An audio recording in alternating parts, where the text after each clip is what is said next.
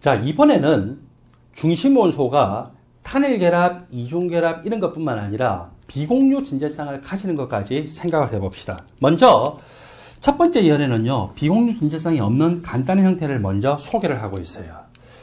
BeCl2인데 베릴륨은 이족 원소예요. 원자가 전자가 두 개죠. 그래서 두 개를 가지고 Cl하고 공유결합한데 전자 한 개 쓰고 이쪽도 공유결합한데 전자 한 개 써서 전체적으로 자기 주위에 원자가 전자쌍이 두 쌍. 두 개니까 반발력을 최소화하기 위해서는 딱 180도 선형 구조를 이루어야 되겠죠.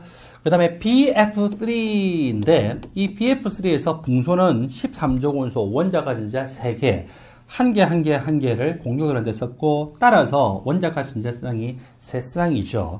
이 간의 각은 120도입니다. 그 다음에 오른쪽에 있는 이 구조에서는요, 베릴륨이 죄송합니다. 붕소가 그냥 F2하고 결합한 것이 아니고 붕소가 F2하고 결합하고 또 붕소의 마이너스일까예요. 그래서 BF2-일까이고 그러면은 붕소가 F하고 공유결합할 때 전자 한 개 쓰고 13종원소에 한 개 더 있잖아요. 마이너스 1가기 때문에 또 전자가 한 개 있어서 비공유 전자쌍이 이렇게 존재하거든요. 그래서 붕소를 기준으로 자, Sn값 전자쌍이 뻗은 방향 하나, 둘, 몇 군데? 세 군데 방향이죠. 세 군데 방향이기 때문에 전반적으로 공유 전자쌍 두 개와 비공유 전자쌍 한 개가 평면 삼각형구죠. 그 다음에 분자 구조를 이야기할 때는 비공유 전자쌍이 있는 쪽은 눈에 안 보이는 것으로 생각하죠. 핵만 연결하기 때문에 무슨 구조? 구분형 구조가 되겠죠. 그래서 분자 구조로 이야기하면은 이것은 구분형 구조. BF3에서는 모두 핵이 다 이렇게 존재하기 때문에 전반적으로 보니까 평면 삼각형 구조이다라고 표시를 합니다. SN 값이 이번에 사행 경우를 볼까요? 메테인 그리고 암모니아 H2O 우리 앞에서 이미 이야기를 했었죠. 중심 원소가 이렇게 모두 공유 진재쌍 4개만 가질 수도 있고 중심 원소가 공유 진재쌍 3개에다가 비공유 진재쌍 1개, 공유 진재쌍 2개에다가 비공유 진재쌍 2개에서 하여튼 원자가 전자쌍이 모두 4개죠. 전자쌍이 뻗은 방향은 4군데 방향이에요. 4군데 방향이고 따라서 이 4개 간의 3인체 구조이고 자, 분자 구조를 이야기할 때는 비공유 진재쌍이 있는 쪽은 눈에 안 보이는 걸로 보죠. 3인체 구조보다는 훨씬 높이가 낮아요. 따라서 이것은 삼각 뿔 구조라고도 하고 삼각 피라미드 구조라고도 합니다. 메테인에서는 이거는 정 3인체 구조 또는 그냥 줄여서 3인체 구조라고 하죠. H2에서는 비공유 전자쌍이 두 군데 방향이기 때문에 이쪽은 우리가 분자 구조를 말할 때는 언급하지 않죠. 그래서 핵만 연결해 보니까 전체적으로 구분형 구조가 나왔다라고 표시합니다. 시험에서 여러분들한테 자주 질문하는 것은 SN값이 5인 거를 기준으로 해서 자주 질문을 합니다. 자, SN값이 5인 거에서 제가 PCl5에 대해서 이야기를 했잖아요. PCl5에서 요 CL 3개는 평면 삼각형 구조입니다. CL 2개는요, 축 방향으로 이렇게 결합을 하고 있죠. 자, 이렇게 결합을 했을 때 제가 액셜 방향 쪽이 길이가 어때요? 상대적으로 길다고 했죠. 에쿼토리얼 방향 쪽으로 결합하는 이것이 길이가 짧다라고 이야기했거든요. 이 구조를 우리는 삼각쌍 피라미드 구조라고 이야기를 합니다. 자, 여기서 우리가 화학식을 배우면은 PCl5. 두 번째는요, SF4라고 하는 물질이에요. 세 번째는 ClF3라고 하는 물질이고, 네 번째는 XeF2인데 이 XeF2는 우리가 바로 앞에 단원에서 마지막에 비활성 기체에 대해서 할 때 Xe가 F2와 1대1로 결합할 때, 1대2로 결합할 때, 1대3으로 결합할 때 했죠. 1대1로 결합하면 XeF2. 1대2로 결합하면 여기서는 뭡니까? XeF4를 만들었죠. SN값이 5에서 딱 보니까 하여튼 중심원소, 전자쌍이 몇 군데의 방향을 뻗으세요? 하나, 둘, 셋, 넷, 다섯. 여기서 하나, 둘, 셋, 넷, 비공유 전자쌍까지 5개. ClF3도 하나, 둘, 셋, 넷, 다섯. Xe 하나, 둘, 셋, 넷, 다섯. 전부 전자쌍이 뻗은 방향 SN 값이 5로 나타나요. 그러면 P부터 해볼까요? P는 15족 원소이고 원자가 전자가 5개예요. 공유 결합하는데 Cl 5개와 각각 공유 결합하는데 전자 1개 써서 전자쌍이 뻗은 방향 5군데. S는요, 16족 원소입니다. 원자가 전자가 6개예요. F 4개와 공유 결합할 때 6개 중에 전자 1개 썼죠? 전자 몇 개 남았어요? 6개 중에 2개 남았죠? 남은 전자는 비공유 전자쌍. ClF3에서 Cl이라고 하는 원소는 17족 원소죠. 17족 원소는 자유원자 상태에서 원자과 전자수가 7개. F와 몇 군데 공유결합해야 되나요? 3군데죠. 공유결합할 때 전자 한 개 썼어요. 몇 개 썼어요? 3개 썼죠. 전자 몇 개 남았나요? 7개 중에 4개 남았죠. 남은 전자는 비공유 전자쌍. 몇 쌍? 2쌍. 이렇게 하다 보니까 원자과 전자쌍이 5개 됐어요. Xe라고 하는 원소는요, 18족 원소예요. 원자과 전자가 자유원자 상태에서 8개죠. 그런데 이것이 F와 공유결합 몇 군데 해야 됩니까? 2군데. F와 공유결합 한 군데 할 때 전자 한 개 썼죠.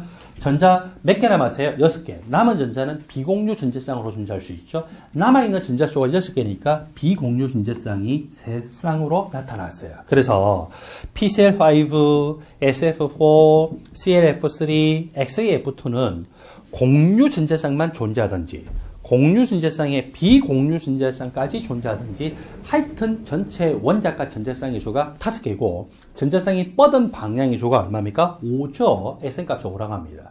Sn값이 5일 때는 원자과 전자쌍 5개가 무슨 방향으로? 삼각 쌍피라미드 구조로 존재하는데 조심하세요. Sn값이 5에서 비공유 전자쌍이 1개나 2개나 3개가 올 때 이 비공유 전자쌍은 모두 어느 방향으로? 액셜 방향이 아니라 모두 에코토럴 방향으로 존재합니다. 한 번 더 이야기할게요. Sn값이 5이면서 즉 전자쌍이 뻗어있는 방향이 5이면서 비공유 전자쌍이 1개나 2개나 3개가 오면은 어느 위치? 액셜이 아니라 모두 이 에코토럴 방향 모두 에코토럴 방향 3개가 올 때도 다 어때요? 액셜이 아니라 에코토럴 방향으로 오더라라고 하는 것을 기억을 하십시오. 이렇게 되다 보니까 이것은 삼각 쌍피라미드. 그 다음에 이렇게 비공유 전자쌍의 에코토럴 방향을 얻어 보니까 이 무슨 구조예요? 시소 구조죠. 정확하게 말하면 쿠분 시소 구조입니다. 그 다음에 이렇게 오다 보니까 이 무슨 구조예요? T자 구조죠. R로 뭐예요? 어로 뭐예요? O로 뭐예요? U로 뭐예요? 영어로 하면은 T주죠. 대신에 이 비공유 전자쌍으로 인해서 이 반발력이 더 크게 작용하기 때문에 T는 T인데 무슨 T? 굽은 T자죠. 여기도 마찬가지예요. 만일에 이쪽이 굽지 않았으면은 그냥 시소 구조인데 비공유 전자쌍에 의한 반발력 때문에 이렇게 더 굽었기 때문에 굽은 시소라고 합니다. 자, 여기서는 비공유 전자쌍 3개가 평면삼각형으로 완전히 대칭 구조죠.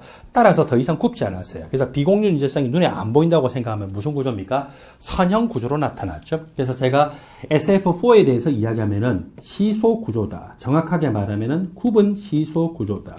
ClF3에 대해서 말하면은 T 자형 구조다. 정확하게 말하면은 비공유 전자쌍 때문에 굽은 T자입니다. XeF2에 대해서 말하면은 선형 구조다라고 표현을 하죠. 이제 Sn값이 6입니다. SF6라고 하는 분자도 Sn값이 6. 그 다음에 여기 보니까 IF5라고 하는 분자도 Sn값이 6. 그리고 XeF4라고 하는 물질도 Sn값이 6이죠. SF6를 볼까요? 황, 16족 원소, 원자과 전자, 자유원자 상태에서 6개.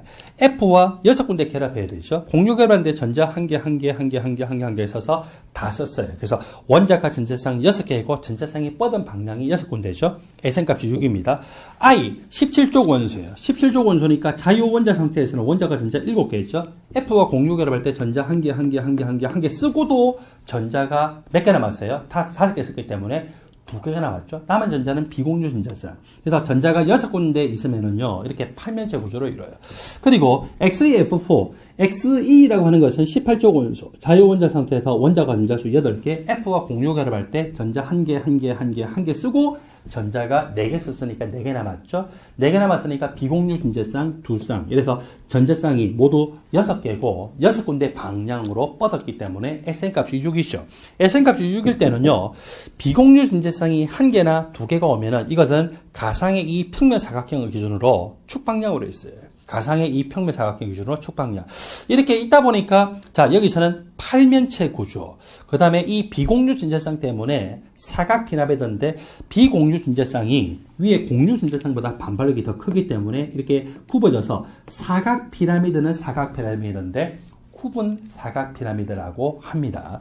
그리고 XeF4에서는 비공유 전자쌍이 완전히 대칭으로 이렇게 있잖아요. 그러니까 더 이상 굽지 않고 비공유 전자쌍이 눈에 안 보이기 때문에 F만 딱 연결해 보면은 완전히 정사각형 구조가 나타나죠. 그래서 평면 사각형 구조라고 합니다. 자, 요렇게 SN 값이 5인가 하고 6인가를 조심하셔야 되는데 거기에 관한 설명이 69쪽에 있죠. 그래서 69쪽을 봤더니 SN 값이 5이면서 고립 전자쌍이 1개거나 2개거나 3개인 경우는 고립 전자쌍이 무조건 엑셀 위치가 아니라 무슨 위치로 온다고요? 모두 에쿼터럴 위치로 온다라고 했습니다. 그래서 요거에 관해서 예를 들었던 것이 바로 SF4라고 하는 분자, 그리고 CLF3라고 하는 분자, 그리고 XEF2라고 하는 분자에 해당됐습니다. 그 다음에 SN 값이 6에서는 팔면체 구조이기 때문에 팔면체 구조에서는 엑셀과 에쿼토리얼의 구분이 원래 없어요. 다 똑같아요. 그랬는데 이제 가상의 평면 사각형을 기준으로 해서 그 위에 아래쪽을 그냥 축이라고 생각하면은 비공유 전자쌍이 1개나 2개가 오면은 전부 어때요? 가상의 평면 사각형 기준으로 축 방향으로 1개 또는 2개가 오더라. 그래서 그거에 관한 예로 설명했던 것이 IF5하고 그리고서 XEF4에 대해서 예를 지금 표에서 들었었죠. 그 다음에 다중결합하는 전자쌍이 있죠. 다중결합, 이중결합이나 삼중결합도 SN 값으로 보면 한 군데 방향이에요. 근데 이 이중결합이나 삼중결합도 비공유 전자쌍처럼 반발력이 큰 요소이기 때문에 SN 값이 5나 6에서 이 다중결합, 이중결합이나 삼중결합이면 어느 쪽 방향으로 간다고요? 예, SN 값이 5에서는 에쿼토리얼 방향으로 간다. 그 다음에 SN 값이 6에서는요, 가상의 이 평면 사각형을 기준으로 해서 위나 아래쪽 축 방향으로 가는 것으로 생각하시면 됩니다. 자, 그리고 이 원자과 전자쌍 반발 이론에서 한 가지 더 따져봐야 될 게 있거든요. 여러분 교재 69쪽을 한번 볼까요? 69쪽. 69쪽을 봤더니 이 분자의 결합각에 영향을 미치는 인자들이 있습니다. 분자의 결합각에 영향을 미치는 인자를 이렇게 봤을 때 이번에는 어떤 것이 영향을 미치냐? 기본적으로 결합하는 원소의 전기염 정도, 또 중심에 있는 원소들의 주기가 중요한데 항상 비공유 전자쌍이 존재하면은요, 비공유 전자쌍에 의한 반발력 요소가 워낙 크기 때문에 그것이 전체 이 결합각을 결정한다라고 생각하시면 됩니다. 그래서 여기에서 첫 번째 이 구조를 볼까요? 자, 첫 번째 이 구조에서 중심 원소는 똑같이 16조 원소예요. 오, 황, 셀레늄, 그리고 텔루르로 중심 원소는 똑같이 16조 원소이거든요. 이렇게 16조 원소인데, 자, 이 16조 원소에서 주기가 커져요. 산소보다 황이 주기가 커져, 황보다 셀레늄이 주기가 커져, 셀레늄보다 텔루르의 주기가 크고, 주기가 크니까 비공유 전자쌍이 핵으로 더 멀어지죠? 비공유 전자쌍이 핵으로 더 멀어져요? 비공유 전자쌍이 핵으로 더 멀어져요? 비공유 전자쌍이 상대적으로 전자 급질수가 많기 때문에 핵으로 먼 게 맞는데, 근데 비공유 전자쌍은요, 악덕 고리 대금업자처럼 생각을 하세요. 스크루지 영감. 절대로 공유 전자쌍을 안 봐줘요. 비공유 전자쌍도 멀어지지만 주기가 커지면은 공유 전자쌍도 어때요? 멀어지잖아요. 공유 전자쌍도 핵으로부터 더 멀어지거든요. 공유 전자쌍도 핵으로부터 더 멀어지고 주기가 커서 공유 전자쌍이 핵으로부터 딱 멀어지니까 이 비공유 전자쌍이 보기에 너희들은 왜 공유 전자쌍이 이렇게 멀어? 너희들 또 더 밀어붙여! 이렇게 해서 항상 비공유 전자쌍 간의 반발력이 워낙 크기 때문에 공유 전자쌍이 조금만 어때요? 여유가 생길만 하면은 팍 밀어붙이는 거예요. 왜냐하면 자기들 간의 반발력이 너무너무 크기 때문에. 그래서 똑같이 이 16조 원소 이렇게 중심 원소지만 16조 원소의 주기가 크면 클수록 공유 전자쌍도 핵으로도 멀어지고 비공유 전자도 멀어지만 비공유 전자쌍은 욕심꾸러기예요. 공유 전자쌍이 주기가 커서 실제로 핵으로부터 거리가 멀어서 공유 전자쌍 간의 실제 거리가 머니까 그러니까 어때요? 비공유 전자쌍이 더 밀어붙여서 이 공유 전자쌍 간의 각을 우리가 결합각이라 하죠. 결합각이 더 작아지는 것을 볼 수가 있습니다.